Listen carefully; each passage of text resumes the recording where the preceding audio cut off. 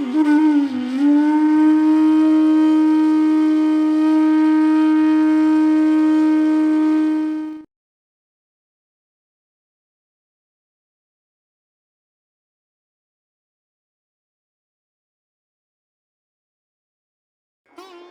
વૈષ્ણવના ઠાકોરજીનો પાટોત્સવ હતો. હવે નવું નવું પોસ્ટ કરાવે ને એટલે બધા મૂંઝાય, અને બીજા પંચાયતીયા હોય ને જે વંચકો, એ લોહી પી જાય. આમ ન કરાય, આમ કરીશ તો દોષ પડશે. હવે ઉનાળો, એ બેનને બિચારાને ખબર નહીં. હવે એને એવી રટ લાગી હતી કે માં ઠાકોરજી આજે જ પુષ્ટ કરે. અમાસ હતી, 2-3 જણા એને ટોયકા, અમાસે ન કરાવાય. ઓલા બેનને એમ થયું કાલ વહી જાવ તો મને ફોન આવ્યો, કરાવો. મેં તો ગોપાલ આયે સોય દિન નીકો, આપણે ક્યાં અમાસ ને આપણે ક્યાં પૂનમ, આપણે ઠાકોરજી પધારે એ દિન નીકો. હવે બિચારીને બીજી અમાસે 1 વર્ષ પૂરું થયું એટલે એને ગોળના લાડવા બનાવ્યા. હવે ઓલા 10 વૈષ્ણવની પાતળ પડી. ઓરો ઉનાળામાં ગોળ, અત્યારે ઠંડી સામગ્રી આવે, આ તને ખબર નથી પડતી શું કામ તે પુષ્ટ કરાવ્યા? જો સાંભળ, ઈલાબેન તો બધાને આજ કર કરે જ, ઠાકોરજી પધરાવો, ઠાકોરજી પધરાવો. એટલે એના વર બોલ્યા, ઈલાબેન આમાં પૈસા મળે છે. આજે 1 વર્ષથી અમારા ઘરે ઠાકોરજી છે, અમને જે આનંદ આવે છે તમને આવે છે. તમે સવારે મંગળાના દર્શન કરી આવો હવેલી, પછી શું કરો છો? હવે એને ગોળના લાડવા બનાવ્યા, ફોન કર્યો, મને કે આવી ભૂલ થઈ ગઈ. મેં ઠાકોરજી કોકના ઘરે જોયા હશે ને તો તારી યાર જીદ કર્યું કે ભલે ઉનાળો રહ્યો મમ્મી માં, ભલે ગરમી લાગે, પણ તું મને. પછી બિચારીએ કીધું, ઈલાબેન ગોળ ને ખાંડ ના મિક્સ છે. મેં તારા ઠાકોરજી આજ્ઞા કરી, કાંઈ વાંધો નહીં. પછી ઓલા 10 જણાને ઓલું સ્પીકર ઉપર હતો. મેં પ્રભુ સાક્ષાત છે એ જતાવે છે યાર કે માં આ બનાવો. પછી 2 લાડવા લઈને અહીં આવી, આંખમાં પાણી આવી ગયા. એ કે આ બધા મને એટલું બોલતા હતા, પણ સારું થયું ફોનમાં તમે સ્પીકર. મેં તો બેટા ઠાકોરજી તારો ભાવ જુએ છે. પ્રેગ્નન્ટ હતી એટલે કે 40 દિવસ શું કરું? એના વરે સરસ જવાબ દીધા. 40 દિવસ સવારે હું નાઈ ધોઈને રેશમી કપડા પહેરીને રેશમી કપડે મિશ્રીને બધું ઠાકોરજીને ધરી દઈશ, તું ચિંતા કરવા. જો ઘરમાં ઠાકોરજી છે એને ક્યાંય નથી જવું. નંદ ઘેર આનંદ ભયો, એ ક્યાંય આ લોકો નંદ ઘેર આનંદ ભયો કરે મને બહાર મોકલી દે. કેવા નાશે? પ્રભુ ઉપર પૂર્ણ વિશ્વાસ, પૂર્ણ શ્રદ્ધા. પણ અત્યારે વંચકો બહુ હેરાન કરે છે મારા વાલા, બહુ હેરાન કરે.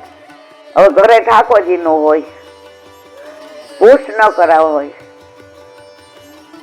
એકાદ જણ તો એવું કે ઈલાબેન ના આ જ કામ છે, તમે ઘરે જાઓ એટલે તમને પૂછે કોનું બ્રહ્મ સંબંધ, ઠાકોરજી કોને પુષ્ટ કર્યા. ન હોય એટલે તમને, અરે મારા વાલા મારે તો તમારા લગ્ન થઈ ગયા છે, તમને સાસરે મોકલવા છે, તમારા સાસરે નથી જવું તો ઠાકોરજીને ઘર જમાઈ કરી લ્યો ને.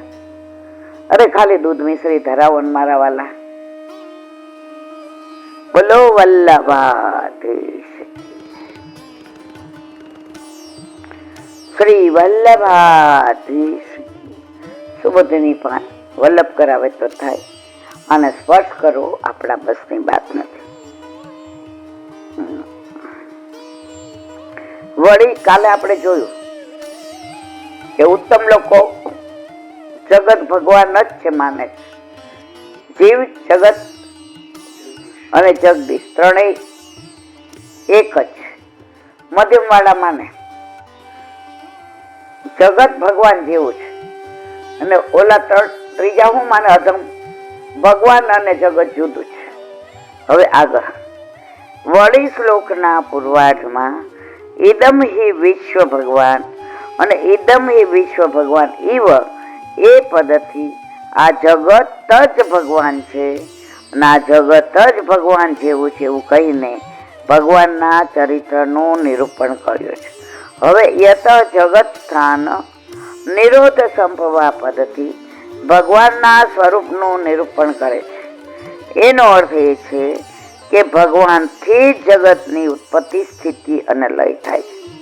વ્યાસ સૂત્રમાં જે જન્માદ્યસ્ય યત પદથી ભગવાનથી જગતની ઉત્પત્તિ લય આદિ થાય તે કહ્યું છે તે વાતનું અહીં આ શ્લોકમાં સમર્થન કર્યું છે.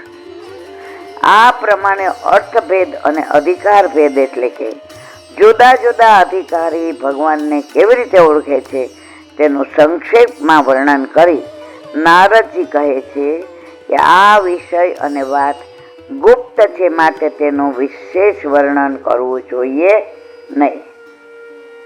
અમુક લીલા એવી ગુપ્ત હોય. ઘણી વાર ઘણા લોકો મને કહેતા હોય કે આનું અર્થ, પણ જાહેરમાં એનો અર્થ ન થાય. જો આપણો માર્ગ છે ને રસાળ છે. હવે એ રસને જે સમજી ના શકે તો રસાભાસ થતા વાર ન લાગે. એટલે અમુક વસ્તુ ગુપ્ત અને ગૂઢ હોય. અને આ વાત સ્વયં આપ જાણો છો. તે તદી સ્વયં વેદ ભવાન પરથી કહી છે. આપ આ વાત આપની બુદ્ધિથી જાણો છો. એ વાતને સમજાવવા માટે આપને કોઈ ગુરુની જરૂર નથી એમ કહેવાનો ભાવ છે. અથવા આપ ભગવાનના અવતાર છો તેથી છાની નથી અને આપ આ વાત જાણો છો એનો અર્થ. એક મિનિટ, હવે અહીં શંકા થાય કે વ્યાસ મુનિ જો બધી વાત જાણે છે એમ નારદજીને ખબર છે તો પછી આટલો ઊંડો ઉપદેશ કેમ આપે છે? હવે કોઈએ 7 પરીક્ષા પાસ કરી હોય પુષ્ટિ માર્ગની અને આપણે એનો ઉપદેશ દઈએ, બરાબર નથી. તો નારદજી કહે છે આપ બધું જાણો છો તો શું કામ ઉપદેશ આપો છો? એ શંકાનું સમાધાન. નારદજીનો આ ઉપદેશ વ્યર્થ તો નથી કે એ શંકાનું સમાધાન તથાપી વય પ્રાદેશ માત્ર પદ્ધતિ કર્યું છે. આ વાત અત્યારે માત્ર હું આપને યાદ કરાવું છું. જાણો છો બધું, આપણે ઘણી વાર નહીં કહેતા. આમ તો તમને ખબર હોય છે પણ મારે તમે યાદ દેવડાવવું એ મારી ફરજ છે. બ્રહ્મપદ પ્રાપ્ત કર્યું હોવા છતાં, ભગવાનનો અવતાર હોવા છતાં પ્રમાણ બળથી વય નિશ્ચયપૂર્વક ગુરુના ઉપદેશની જરૂર છે. જેવી રીતે લૌકિકમાં એક પરિમાણ માપનું જ્ઞાન થતા એક માપ નિશ્ચિત રૂપે જ આંખ સમક્ષ આવે, જેમ કે એક વેતનું માપ, એક વેત કહેતા વિસ્તારેલ અંગૂઠાથી તચડી આંગળી સુધીનું માપ આંખ. પેલા એક વેત આવતી હતી એટલે આપ સુબોધીની તો ત્યાર રહે છે ને વલ્લભ હતા.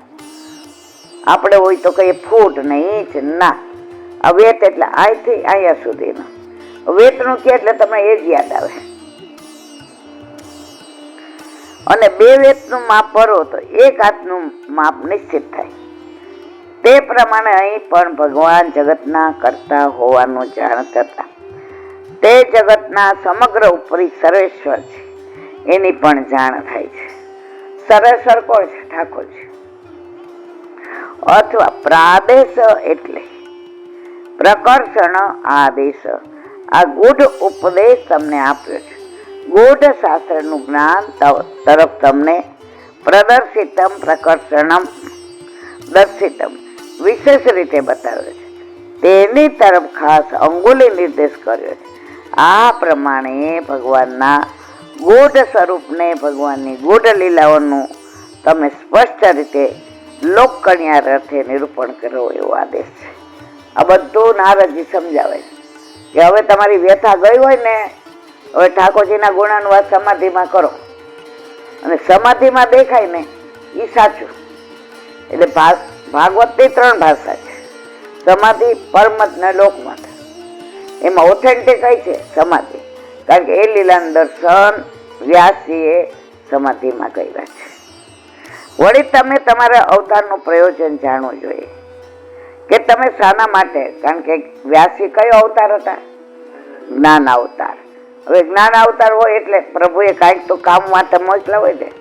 આપણા વલ્લભ તો સાક્ષાત પૂર્ણ પુરુષોત્તમ, તો આપણા માટે પ્રભુએ મોકલા. વલ્લભ શ્રમ કોના માટે લીધો? વલ્લભ પ્રગટ નથી આવતો, હું તમે આમ રખડતા હો ચારે બાજુ, હાલો માતાજી, હાલો મહાદેવ, અને 84 લક્ષયોનીમાં ફરીએ. પણ વલ્લભ એવો માર્ગ શ્રી વલ્લભ વર્ણો રે, જ્યાં પ્રવેશ નહીં વિધિ હરણો. વલ્લભ મારા કાનમાં કઈ કહી ગયા, હું ક્યાં હતી ને ક્યાં એ મને લઈ ગયા. ક્યાં ઓલા પોસ્ટ ઓફિસ વાળા ઈલાબેન, ક્યાં આમ ખુમારી એની, અને કોને આ બધું કર્યું? વલ્લભ મારા કાનમાં કઈ કહી ગયા, હું ક્યાં હતી ને ક્યાં મને એ લઈ ગયા. તો ભાગવતમાં હવે કે છે તમારે જેમ બને તેમ જલ્દી સમાધિ ભાષાનો ઉપયોગ કરી, સમાધિમાં જે દર્શન કરો છો એનું વિવરણ કરી અને બધાને આનંદ થાય એવું પ્રગટ કરો.